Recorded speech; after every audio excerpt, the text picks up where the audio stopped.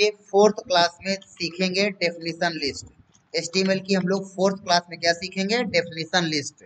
तो यहाँ पे डेफिनेशन लिस्ट बनाते हैं तो सबसे पहले टाइपिंग कर लेते हैं HTML, फिर वापस हेड, फिर वापस यहाँ पे टाइटल, और टाइटल में www.definitionlist.com।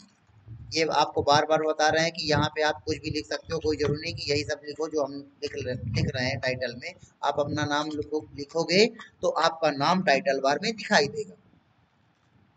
और फिर उसके बाद यहाँ पे बॉडी को सबसे लास्ट में नीचे जा करके क्या बंद कर देते हैं। तो 3-4 क्लासेस में आपको ये कोडिंग रट गई होगी, तो नेक्स्ट क्लास से शायद हम इतना नहीं टाइप करेंगे। फिर यहाँ पर this is my fourth class, fourth web page. Control S किया, कंट्रोल S करने पर नाम मांगेगा, तो हमने यहाँ पे नाम दे दिया amir.html। और इतना करने के बाद हमने क्या किया? डेस्कटॉप में हमने इसको क्या कर दिया? सेव कर दिया। ठीक है, अब इसका सैंपल देखना है। सैंपल देखने के लिए हमने क्या बताया? या तो गूगल क्रोम का यूज कर सकते हैं, नहीं तो हमारे पास इंटरनेट एक्सप्लोरर है जिसका नाम एज हो चुका है आजकल। ठीक है, अब यहाँ पर हम कंट्रोल O करेंगे। कंट्रोल O करने के बाद हमको अपनी फाइल को ओपन करना है, तो हमने अपनी फाइल का सिलेक्शन किया amir.html, जो कि डेस्कटॉप में हमने सेव की। अब यहाँ पे हमको डेफिनेशन लिस्ट बनानी है। डेफिनेशन लिस्ट क्या होती है कि यहाँ पे सपोज करो कोई किसी बंदे, किसी टॉपिक, किसी के बारे में आप कुछ डिफाइन करना चाहते हो, लिखना चाहते हो, तो इसके लिए हम लोग यूज करते हैं डेफिनेशन लिस्ट यानी कि DL टैग का। और DL के अंदर लगाते हैं DT, डिफाइन टर्म। हम किसके बारे में डिफाइन करना चाहते हैं। तो यहाँ पे हमने लिख दिया महात्मा गांधी। ठीक है, और उसके बाद यहाँ पे हमने क्या काम किया कि यहाँ पर DT टैग को क्या कर दिया? बंद कर दिया।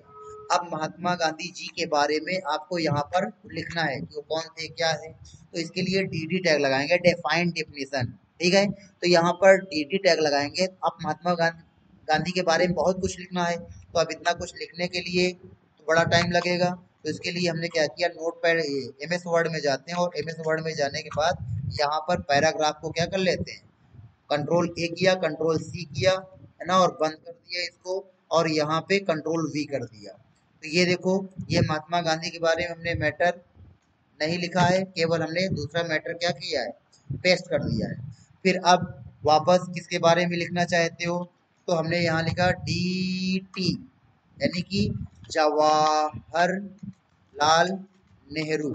और उसके बाद यहाँ पे हमने DT को क्या कर दिया? बंद कर दिया। और फिर नेक्स्ट DT लगाया, और फिर यहाँ पे कंट्रोल V कर दिया, तो कंट्रोल V से मैटर क्या हो गया? पेस्ट हो गया। और सबसे लास्ट में हम यहाँ पर DT को क्या कर देंगे? बंद कर देंगे। फिर आप किसके बारे में डिफाइन करना है, तो फिर यहाँ पर DT लिखेंगे, और DT करने के बाद यहाँ लिखा सुभाष चंद्र बोस। और इतना करने के बाद यहाँ पे हम DT को क्या कर देंगे? बंद कर देंगे। अब सुभाष चंद्र बोस के बारे में यहाँ पे लिखना है, कंट्रोल V करेंगे। कंट्रोल V करने के बाद मैटर आ गया हमारा, और फिर यहाँ पर डिफाइन डेफिनेशन को हम यहाँ पे बंद कर देंगे। फिर यहाँ पर DT, और यहाँ लिखा हमने चंद्रशेखर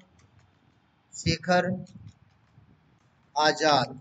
और फिर यहाँ पे हमने DT को क्या कर दिया? क्लोज कर दिया। और फिर यहाँ पर DT और कंट्रोल V किया, और फिर यहाँ पर DT को हमने क्या कर दिया? क्लोज कर दिया। फिर यहाँ पर किसके बारे में डिफाइन करना है? DT। ठीक है, फिर यहाँ पे हम लिखा अब अब्दुल कलाम आजाद। और इतना करने के बाद यहाँ पर हमने DT को बंद कर दिया। अब अब्दुल कलाम आजाद जी के बारे में आप लिखना चाहते हो, कंट्रोल V करोगे, और उसके बाद यहाँ पर DT को क्या कर दोगे? बंद कर दोगे। ठीक है, तो सबके डेफिनेशन हमने यहाँ पे डिफाइन कर दी। और फिर सबसे लास्ट में आपको मालूम है किसको बंद करना है? DL को आपको क्या कर देना? बंद कर देना है। तो ये बन गई हमारी डेफिनेशन लिस्ट। ठीक है, तो डेफिनेशन लिस्ट बनाने के लिए हमने क्या बताया है? डेफिनेशन लिस्ट किस लिए होती है? डेफिनेशन लिस्ट होती है कि अगर आप किसी भी पर्सन के बारे में, किसी भी टॉपिक के बारे में कुछ डिफाइन करना चाहते हो, तो उसके लिए आपको क्या करना है? DL टैग लगाना है, और जिस बंदे के बारे में डिफाइन करना चाहते हो उसको यहाँ पर हेडिंग बना दोगे। तो हेडिंग बनाने के लिए होता है डिफाइन टर्म। डिफाइन टर्म हम किसको डिफाइन करना चाहते हैं, तो हम महात्मा गांधी जी को डिफाइन करना चाहते हैं, तो यहाँ पे डिफाइन टर्म में हमने महात्मा गांधी लिखा। फिर आप महात्मा गांधी जी के बारे में क्या लिखना चाहते हैं, उसको आप डीडी भी लिखोगे, डीडी, डीडी और डीडी को बंद कर दोगे।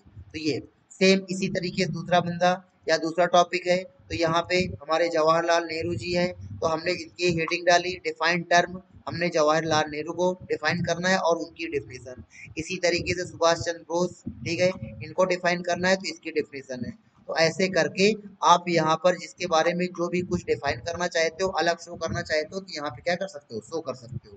तो ये हमने डिफाइन, ये आपको हमने डेफिनेशन लिस्ट बता दिया, ठीक है। कंट्रोल एस करेंगे, कंट्रोल एस करने के बाद इंटरनेट में जाना है, तो अभी हम बार बार हम लोग माउस से जाते थे, आपको मालूम है, जबकि किसके साथ, ऑल्ट के साथ, ऑल्टर की होती है, ऑल्टर की को दबा करके रखोगे, छोड़ोगे नहीं। हमने देखो दबा दिया और इसको छोड़ नहीं रहे हैं, और हमने ऑल्ट बटन, टैब बटन है, टैब बटन को प्रेस करके हमने छोड़ दिया, लेकिन ऑल्ट को हम अब भी नहीं छोड़ रहे हैं। तो देखो हमारे सामने जितनी भी फाइल खुली हैं वो सारी फाइल्स आ गई हैं।